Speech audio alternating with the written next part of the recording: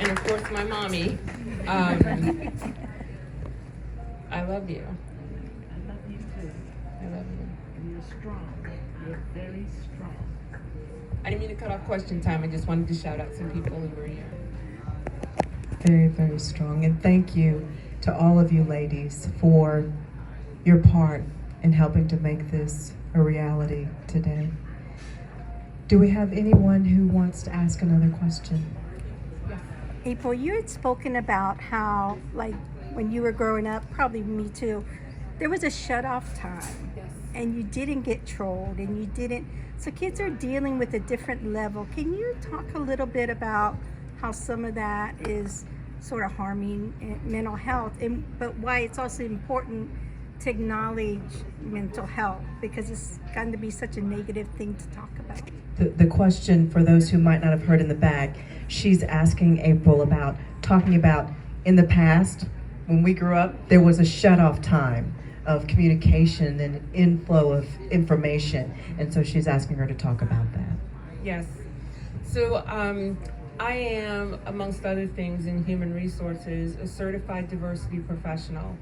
And one of the diverse communities I've studied is generational diversity, to understand how our generations have changed over time, both in and out of the workplace. And one of the changes that I have seen and have seen written about is the always on. And older generations, I'm a Gen X and proud of it, but in our generation, even when I was young, not only was there no cable news or no cable channels that were on, the television shut off and it made a noise and there was something there, and then it came back on in the morning. And the school, if you had a bully at school, they were at the school. They couldn't penetrate your home. There was one phone that came into the home that was easily safeguarded by a parent who could screen a call and prevent that kind of intrusion. We didn't watch the newspaper, and the news was only on a few times a day. And even more importantly, many of you who are my age and older knew grown folks' business stayed grown folks' business. We were not meddling, and we did not see those conversations. Children today can't avoid it because it's going to show up in their feed, grown folks' business, that creates this level of anxiety. The bully, not only do you fight the bully's words, but now someone's gonna like it and comment on it.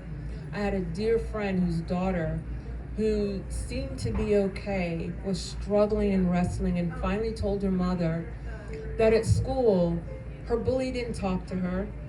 Her bully would just record her and in the lunchroom, eating her lunch, and post this. Her most vulnerable time, when she thinks she's just eating and engaging with friends, so that she could just humiliate her.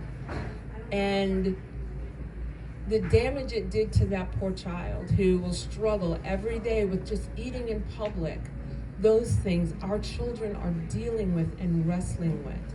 We are not designed to stay in fight or flight mode. It is exhausting and taxing on our brains. Mm-hmm. And so it is imperative, for the sake of not just our children's mental health, our mental health, to shut it down, close it off, just like we did when we were young. You stepped away from it, and then you picked it up, and you stepped away from it, and then you picked it up. And it's just important that we teach our children to do that.